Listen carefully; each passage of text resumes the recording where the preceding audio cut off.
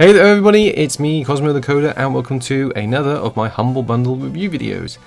This week we're looking at the Humble Unreal Engine bundle. Now I have to admit I was kind of a bit wary of it when I first heard of the name of it, because if you remember, the Humble Crisis bundle was basically just sort of the engine editor slash whatever you want to call it, with all the sort of resources and everything available. But fortunately this is not the case here. It is actually games, so let's have a look and see what they're actually offering in terms of Unreal games, shall we? When this actually disappears. Oh, no, I should actually turn that image off. There you go. I'm still getting the flow with this. Right, pay $1 or more, or about 80 pence for 3 games. First off, we have Killing Floor, and maybe I'll zoom in a bit. There you go. Yeah, there we go. That's a lot better. I've got to zoom in. Killing Floor plus, well, 4 DLCs. Killing Floor is currently $14.99 if I actually make the thing work. Killing Floor is $14.99 on Steam, or about $20 for you guys. But you also get 4 DLCs. Now, in pounds, the weapon packs are priced $4.99, $4.99, and $5.99 respectively, and the Chickinator DLC is $2.99. Whereas for US, it's basically $8 for all the weapon packs and $5 for the Chickinator DLC. What is Killing Floor? It's pretty similar to Left 4 Dead in that it's a sort of co-op first-person shooter where you fight and kill your way through zombie-filled levels. The only real difference is there's lots of different variety to the creatures, the monsters, the weapons, and you can have up to 8 different co-op players at the same time. It's been an extremely popular game in the fact that it actually has a sequel, Killing Floor 2, but this is only the first game. So if you're interested in this kind of game, interested in checking out this kind of game, I would heartily recommend it. Reviews are, well, pretty damn good. 96% recent and overall on Steam, 72% on Metacritic. A fun team co-op game, and that's still played to this day, so you should have plenty of people to play with at the moment. At least that's what I have heard. Dangerous Golf. Now, apart from sounding sort of something that you should play on the show Jackass, is actually a sort of a humorous destruction game where you basically launch a ball into a variety of different different piles of objects, shall we say, in an attempt to sort of cause plenty of damage and sort of expensive destruction. I've said destruction before, haven't I? But never mind. So basically, you launch the ball into things and they blow up. It's that simple, really. Review-wise, is not that great, I have to say. It's sort of 67% overall and 54% on Metacritic. The biggest sort of complaint, I suppose, is that the controls are not that good, basically. It's not easy to control whatsoever. And plus the performance is not great, at least in places. It also hasn't had any sort of real updates recently, shall we say. It was sort of launched and then sort of left. But overall, it looks quite fun. What can we say beyond that? So yeah, £14.99 on Steam, $20 for you guys in the US. Up to you in that regard, I think. Not bad for $1. Yeah, it could be a lot. It could be worse. Shadow Complex Remastered. Now, this game came out on the Xbox quite a few years ago, and this is basically sort of a remastering of it. It's sort of a 2D Metroidvania sort of style platformer where you play a lost hiker, and you sort of get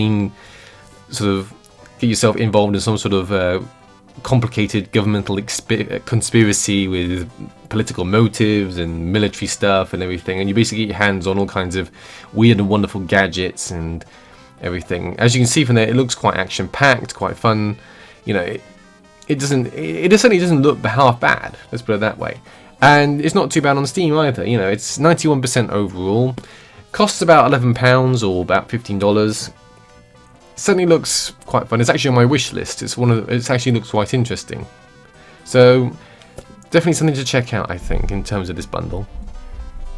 So moving on to the green tier. So pay at the moment about more than $4, and you get 3 more games. First up is The Vanishing of Ethan Carter. Now, it's basically a walking simulator where you basically walk around and explore the different sort of the areas and items and trying to sort of determine what has happened to poor old Ethan. Basically he's vanished in the wake of a brutal murder. So Paul quickly sort of looks at, so Paul basically, which is the character you play, wanders around searching for what has happened to poor Ethan.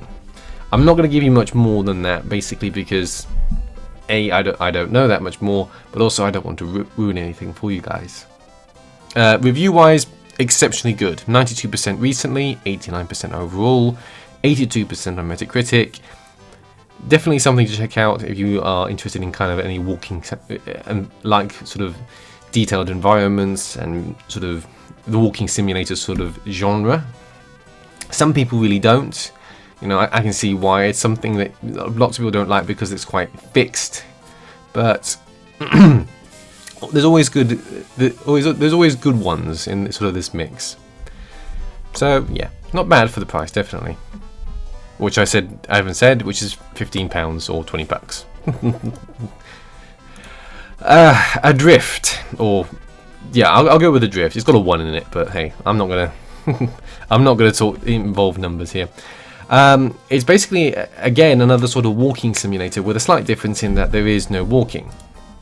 Well, there is walking, but you basically are in space, and it's sort of an immersive first-person experience, or an FPX, as they put it. But it basically tells the story of an astronaut in peril. You sort of wake up with no memory of what's been going on, floating around silently in space amongst debris of destroyed space station. You're the only survivor of some sort of catastrophic event, and you don't know what to do. Now, unfortunately, review-wise, this game is fairly mixed. It's 52% recently, 61% overall, and 63% on Metacritic. The general sort of feeling that I get from reading most of the reviews on Steam is that it's generally quite dull, and as walking simulators, or I suppose floating simulators, go, it doesn't really go anywhere. It sort of takes a lot of time to get anywhere. It's more sort of a thing for VR, and it does actually use a VR. You can actually use a VR headset. It's sort of as you play it, if you've got one, but you can play without it. But in general, most of the people that have reviewed it have stated that it's just not that interesting. Story-wise, it's a bit boring, and it does have a few performance issues. But beyond that, generally, it's just like I said, people just don't enjoy it that much. Oh well, never mind. Next up, the Mean Greens Plastic Warfare, which you can only assume is a sort of take on the Call of Duty Modern Warfare, is essentially a third-person shooter, a third-person multiplayer deathmatch shooter. So I'll read my notes properly. Where you basically play as toy soldiers in a variety of sort of different game modes. So you've got deathmatch, and sort of there's a football game, and all kinds of different sort of things. And you basically play around the environments, sort of the toys, a bedroom and sort of a bathroom. As you can see, a kitchen sort of environment. There's lots of different sort of places to play and areas to play in. It's about £6.99 on Steam, $10 for the US.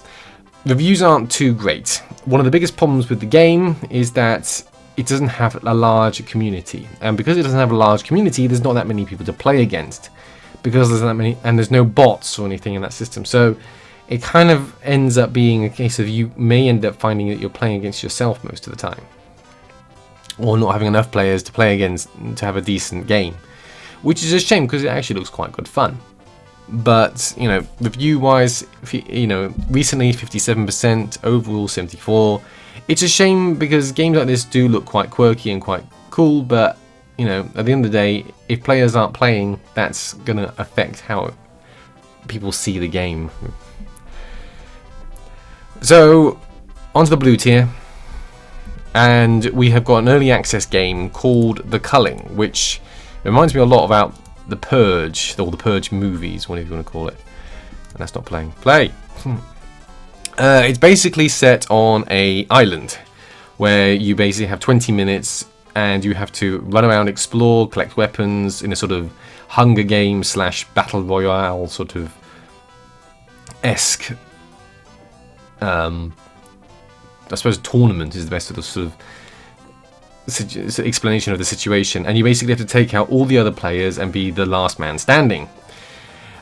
It's it's another one of these sort of open world survival sort of games with a time limit and sort of the whole idea that you've got to survive quickly and everything. It's $10.99 on Steam, $14.99 for the US guys. It's got bad reviews, let's put it this way. It started off really well, according to what people have written. And at the moment, people are not liking the game because the game seems to be sort of going in the wrong sort of direction. There's sort of the sort of additions that are being made by the programming team are just not things that are being listened to by the community, which is why at the moment on Steam, recently it's 48% and overall it's 69%. Generally, people are saying it's unoptimized, it's unbalanced, the controls don't work too well. You know, people are just not happy about the game at all in general. So whether or not it's worth checking out for that kind of money, I don't know. I personally aren't a big fan of these kind of world games anyway, but you know, it might improve, it might not. That's the problem with early access. You can never really tell what you're going to get at the end of the game. At the end of the development. So that's pretty much it for this bundle. And that's my timer telling me to do something I've already done. Now there is another bundle called the Block Jam bundle, which, if I quickly click on, is basically a sort of a thing where basically at the moment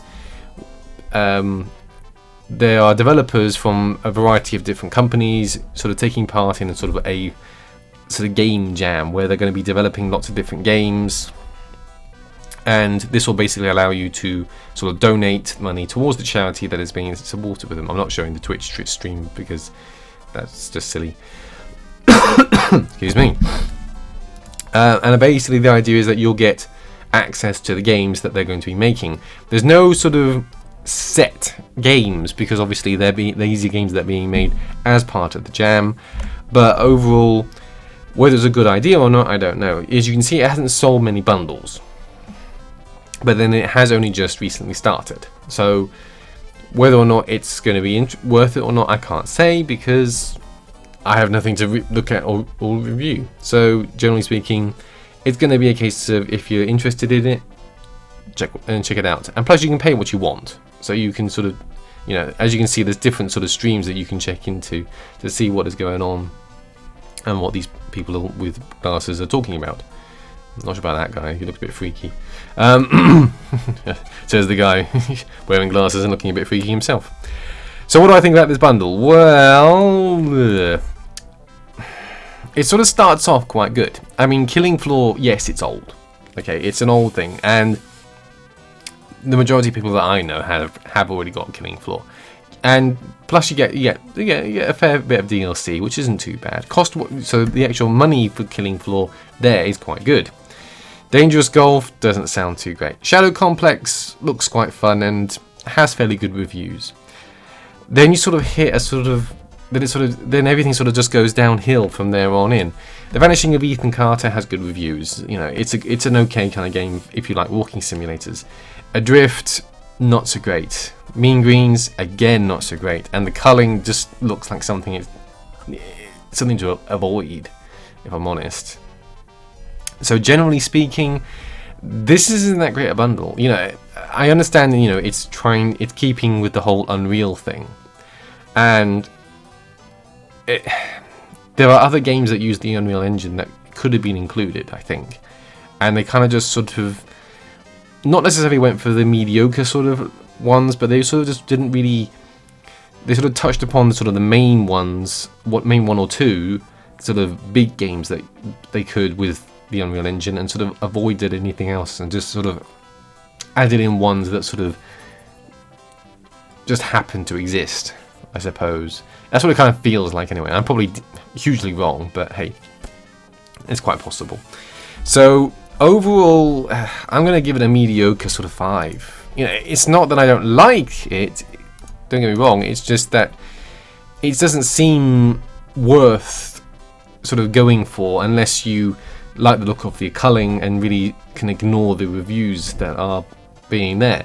And unless you really want walking simulators, you can pretty much just go for the first tier and get some pretty, you know, Killing Floor and Shadow Complex, which look okay for quite cheaply. So it's not a bad bundle, but it's not really a good bundle either, if that makes sense.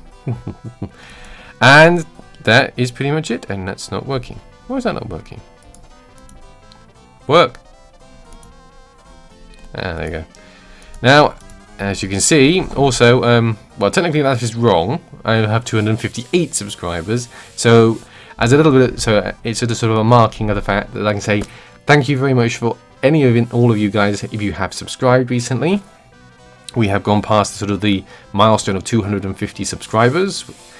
I was going to sort of do something where I sort of name everybody, but the problem with that is some people don't like me doing like that, especially if it's a case of where they have made it so their subscriptions are kind of private. Basically, if you sort of click on the sort of what do you call it, the number of subscribers on a YouTube channel, you get to see only those that have sort of ticked the box that allows you to see them.